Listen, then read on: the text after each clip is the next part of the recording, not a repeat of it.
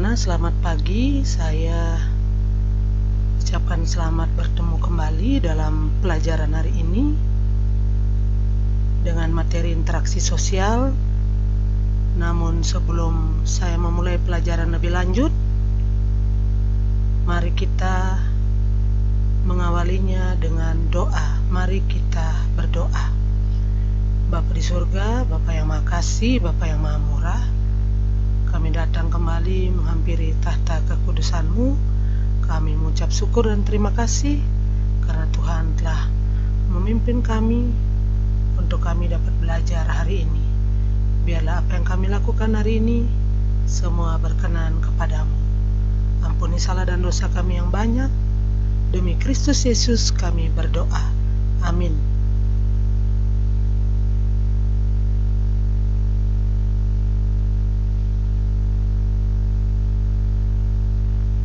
Baik anak-anak,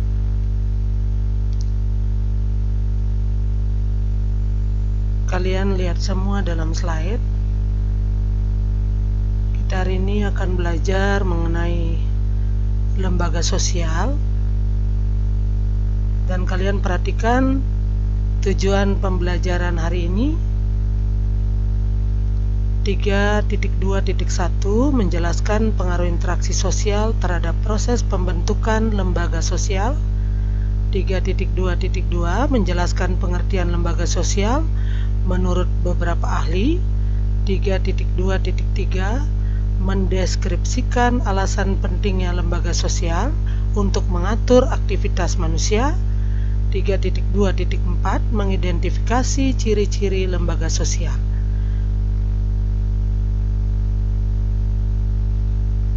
Baik anak-anak, pada hari Rabu lalu kalian sudah belajar mengenai jenis-jenis lembaga sosial, juga interaksi sosial dengan contoh-contohnya. Saat ini kita akan kembali untuk belajar mengenai interaksi sosial, di mana diawali dengan alur terbentuknya lembaga sosial. Nah, kalian perlu ketahui bahwa di dalam hubungan antara manusia satu dengan manusia yang lainnya, kita diatur dengan aturan. Ada norma yang mengatur kehidupan kita. Mungkin anak-anak pernah menonton di televisi, dengar di radio, kemudian membaca koran, bagaimana alur terbentuknya lembaga sosial. Nah, kita perhatikan bersama-sama. Hari ini kita akan belajar mengenai alur terbentuknya lembaga sosial yang terbagi menjadi dua. Yang pertama, proses interaksi sosial dan kebutuhan untuk hidup dalam keteraturan. Dalam proses interaksi sosial dan kebutuhan untuk hidup dalam keteraturan, itu ada norma sosial, ada institusionalisasi, kemudian ada lembaga sosial.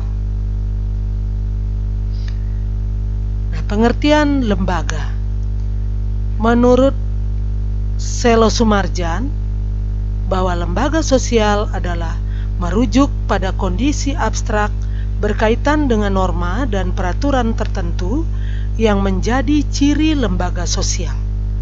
Jadi di sini merujuk pada kondisi abstrak yang berkaitan dengan norma dan peraturan tertentu yang menjadi ciri lembaga sosial itu sendiri. Yang kedua, menurut Horton dan Hahn, lembaga sosial adalah sistem norma sosial dan hubungan sosial yang terorganisasi. Jadi, menurut Horton dan Hahn, lembaga sosial adalah sistem norma sosial dan hubungan sosial yang terorganisasi. Yang ketiga, menurut Kuncharaningrat, lembaga sosial adalah suatu sistem tata kelakuan dan hubungan yang berpusat pada aktivitas untuk membentuk kompleksnya kebutuhan khusus masyarakat. Jadi menurut Kuncharaningrat di sini, lembaga sosial itu sendiri adalah suatu sistem tata kelakuan dan hubungan yang berpusat pada aktivitas untuk memenuhi kompleksnya kebutuhan khusus masyarakat. Kemudian pengertian dari lembaga sosial secara umum adalah satu jenis lembaga yang mengatur rangkaian tata cara dalam melakukan hubungan antar manusia dalam menjalani kehidupan dengan tujuan mendapatkan keteraturan hidup. Jadi itu pengertian lembaga sosial secara umum. Jadi intinya adalah melakukan hubungan antar manusia dalam menjalani kehidupan dengan tujuan mendapatkan keteraturan hidup.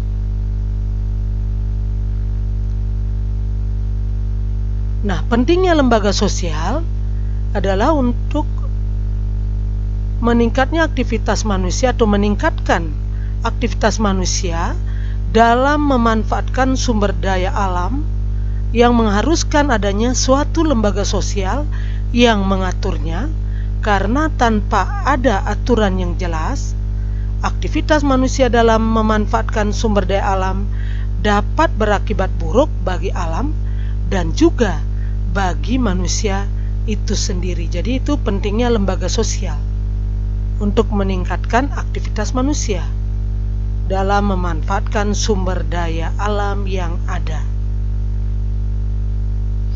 Kemudian ciri-ciri lembaga sosial.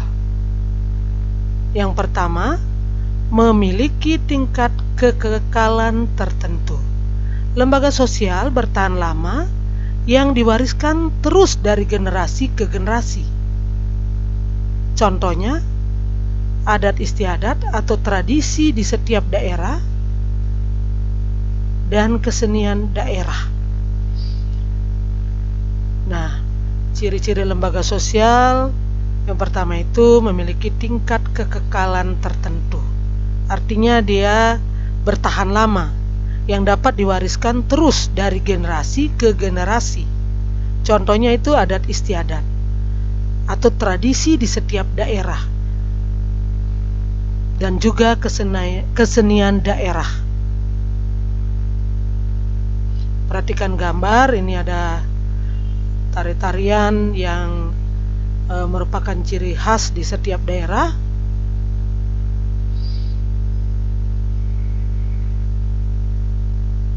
Ada dari Aceh, kemudian dari Jawa, yang di bagian bawah ini yang hiasan atau mahkota di kepalanya banyak bunga, itu kalian pasti tahu itu berasal dari Bali.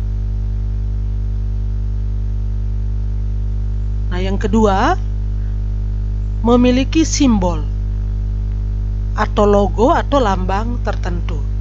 Misalnya dalam dunia pendidikan itu ada lambang atau simbol Tuturi Handayani. Jadi kalau melihat lambang atau simbol atau logo ini, orang pasti tahu bahwa ini adalah lambang dunia pendidikan atau sering disebut dengan lambang Tuturi Handayani.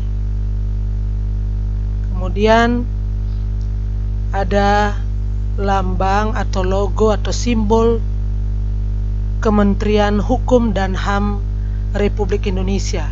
Jadi di bagian atasnya ini ada pengayoman. Jadi kalau melihat logo atau lambang ini, orang akan tahu, oh ini Kementerian Hukum dan HAM Republik Indonesia. Kemudian ada lembaga-lembaga agama, ada Oikumene, kemudian ada MUI, Majelis Ulama Indonesia, kemudian ada Konferensi Wali Gereja Indonesia, ada Walubi, ada Hindu ya, lambang agama Hindu yaitu swastika, bisa dilihat. Kemudian ada lambang Komisi Pemilihan Umum. yang sering disingkat dengan KPU. Yang ketiga, memiliki norma tertulis dan tidak tertulis. Nah, setiap lembaga sosial akan memiliki aturan baik tertulis maupun tidak tertulis. Contohnya di lembaga pendidikan sekolah memiliki norma tertulis, yaitu tata tertib sekolah. Sedangkan norma tidak tertulis, siswa harus menghormati guru dan kakak kelas, harus memberikan contoh yang baik terhadap adik kelasnya. Jadi ini walaupun tidak ditulis, namun itu menjadi aturan atau norma yang harus ditaati. Yang keempat, memiliki tujuan yang jelas. Contohnya, lembaga pendidikan memiliki tujuan yang jelas, yaitu mencerdaskan kehidupan bangsa, memanusiakan manusia untuk menjadi cerdas dalam kehidupan berbangsa. Kemudian lembaga hukum yang bertujuan mewujudkan keadilan dan ketertiban masyarakat. Jadi tujuan lembaga hukum adalah untuk mewujudkan keadilan dan ketertiban masyarakat. Kemudian tata tertib di sekolah. Nah, kalian lihat dalam gambar. Nah, di sini mereka beberapa siswa dengan ibu guru mereka bicara tentang tata tertib di sekolah dan bagaimana ibu guru ini menjelaskan kepada siswanya bagaimana itu tentang tata tertib di sekolah yang harus ditaati oleh semua warga sekolah. Yang kelima, memiliki alat kelengkapan. Contohnya, lembaga agama memiliki tempat dan peralatan ibadah. Kemudian lembaga pendidikan memiliki gedung sekolah dan kurikulum. Yang keenam, memiliki pola perilaku, di mana lembaga sosial itu terdiri atas norma, adat istiadat, kebiasaan, dan tata tertib atau tata kelakuan yang tergabung dalam satu pola perilaku. Kemudian fungsi umum lembaga sosial. 1. Menjaga keutuhan masyarakat sehingga masyarakat ini tidak terpecah belah. Yang kedua, meningkatkan solidaritas masyarakat. Yang ketiga, mengendalikan perilaku warga masyarakat. Jadi perilaku warga masyarakat harus dikendalikan sehingga tidak terjadi hal-hal yang tidak diinginkan. Yang keempat, memberikan pedoman bertingkah laku. Nah, dalam bertingkah laku ini ada pedomannya sehingga tidak melanggar aturan yang sudah ada. Kemudian norma itu sendiri adalah seperangkat aturan untuk mewujudkan nilai sosial. Kemudian nilai sosial itu sendiri adalah sesuatu yang dianggap baik dan benar dalam masyarakat yang harus dilakukan dan dilestarikan. Jadi contohnya jujur, rajin, disiplin, taat, setia, hemat. Nah, itu merupakan nilai sosial yang harus dilakukan dan dilestarikan. Karena nilai sosial itu adalah sesuatu yang dianggap baik dan benar dalam masyarakat. Kemudian jenis norma sosial ada 2, yaitu norma tidak tertulis, contohnya norma kesopanan, kemudian norma kesusilaan.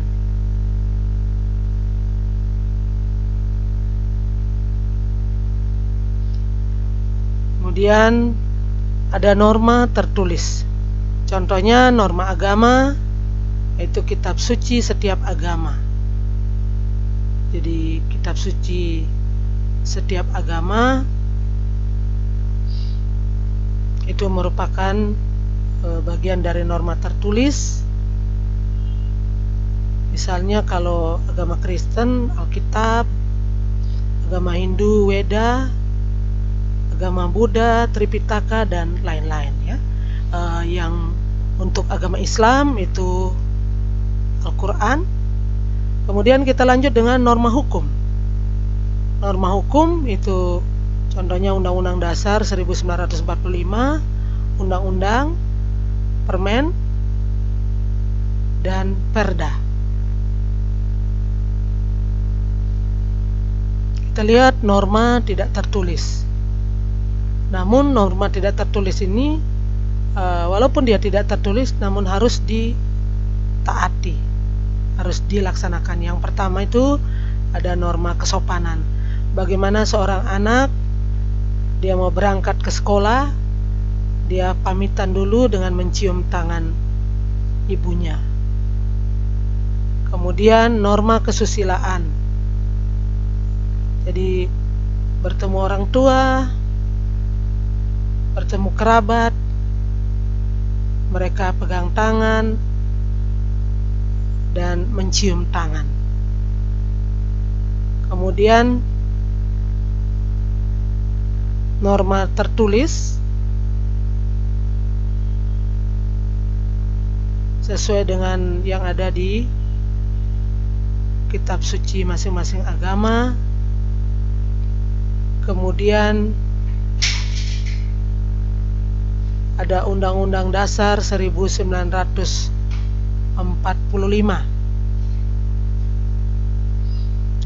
Tingkatan norma dalam lembaga sosial. Yang pertama itu cara. Norma mengajarkan cara makan, cara berpakaian, cara berbicara, cara duduk. Nah, norma mengajarkan cara makan, bagaimana cara kita makan yang sopan, tidak berbunyi ya, menimbulkan suara-suara yang tentu sangat mengganggu orang lain yang juga sementara makan.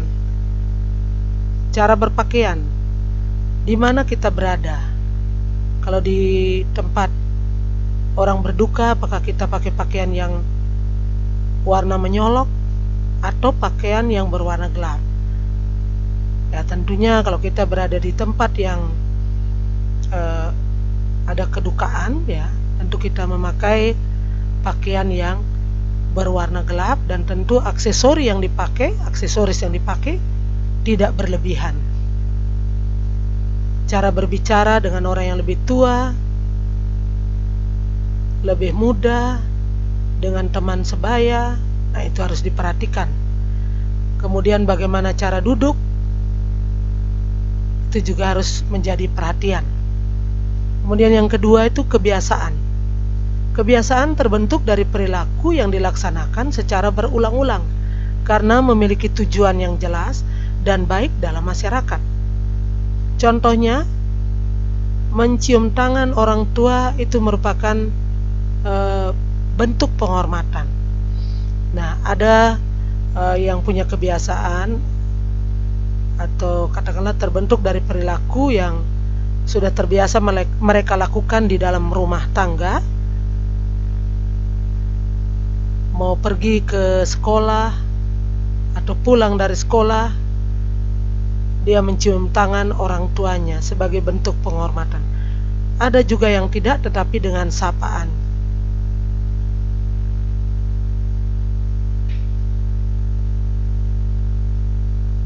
Nah, perhatikan dalam gambar bagaimana mereka mau berangkat ke sekolah, seorang siswa, dua anak, mereka mencium tangan kedua orang tuanya, mohon doa restu supaya mereka sampai di sekolah dapat mengikuti pelajaran dengan baik dan selamat sampai di tempat tujuan. Kemudian kita perhatikan bagaimana satu keluarga mereka makan bersama di meja makan. Sebelum mereka mulai menikmati hidangan yang tersedia, mereka mendahului dengan berdoa bersama, bersyukur atas nikmat dan rahmat yang diberikan oleh Tuhan yang mereka akan nikmati secara bersama. Kemudian perhatikan cara mereka berbusana. Ini streetwear ya, ada busana kasual, bisnis casual, smart casual, bisnis informal, bisnis atau informal ya, black tea atau semi formal. Nah, dalam berbusana juga itu harus diperhatikan dan harus menggunakan busana sesuai dengan keberadaan kita di mana, di tempat mana, mengikuti kegiatan apa atau acara apa. Nah, perlu diketahui bahwa busana streetwear ini bagaimana cara orang berpakaian yang casual atau casual namun tetap nyaman dan stylish.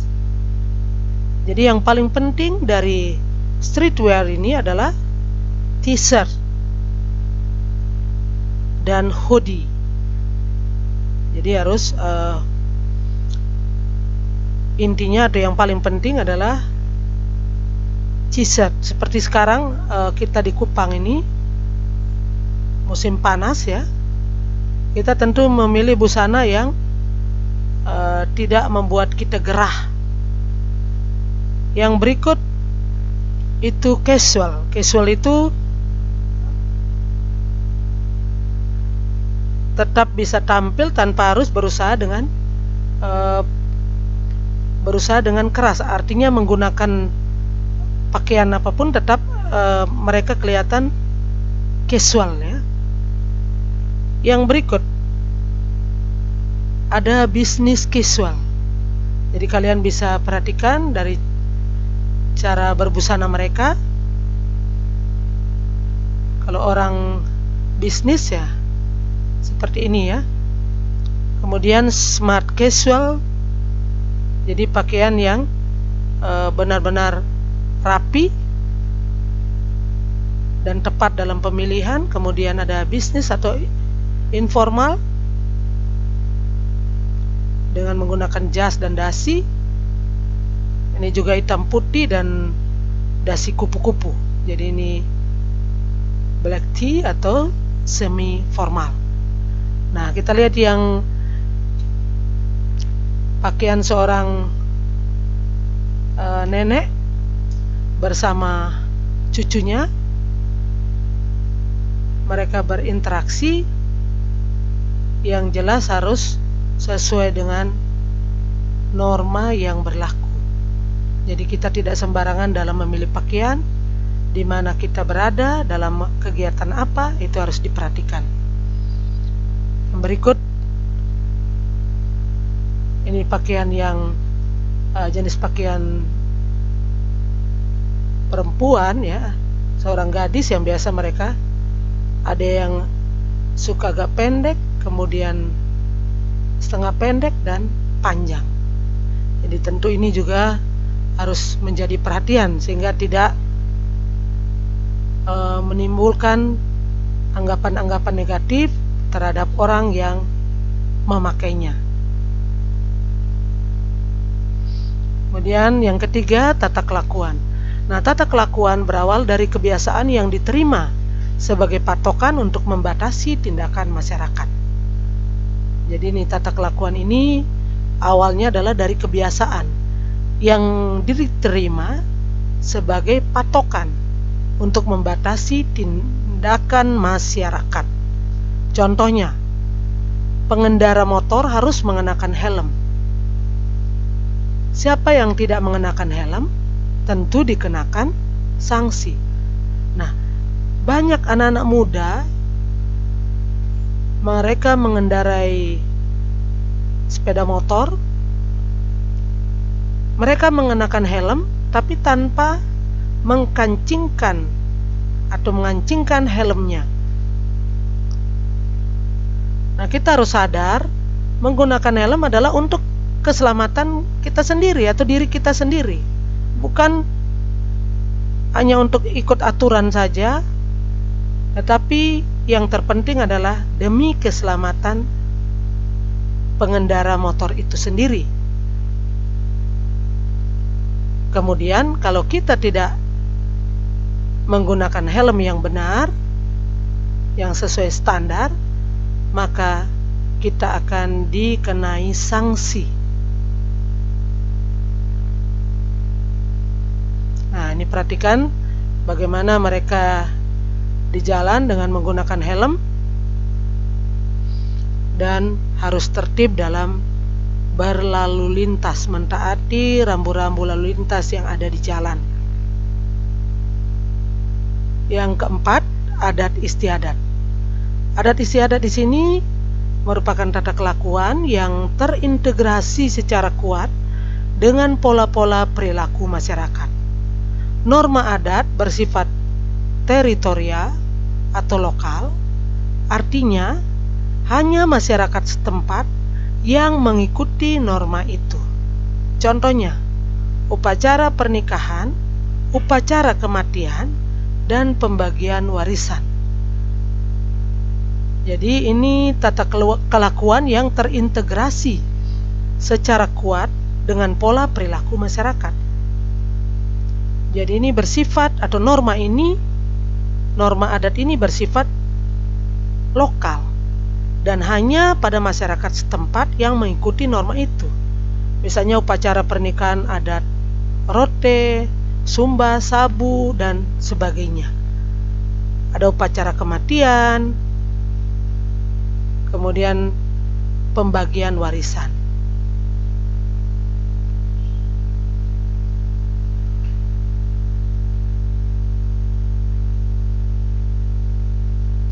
Kemudian yang kelima adalah hukum. Nah, hukum merupakan sekumpulan aturan resmi yang tertulis dalam masyarakat. Nah, hukum berisi ketentuan, perintah, larangan yang dibuat untuk menciptakan suatu keadilan. Jadi saya ulangi, hukum itu merupakan sekumpulan aturan resmi yang tertulis dalam masyarakat. Nah, dalam hukum ini berisi ketentuan, perintah, larangan yang dibuat untuk menciptakan suatu keadilan.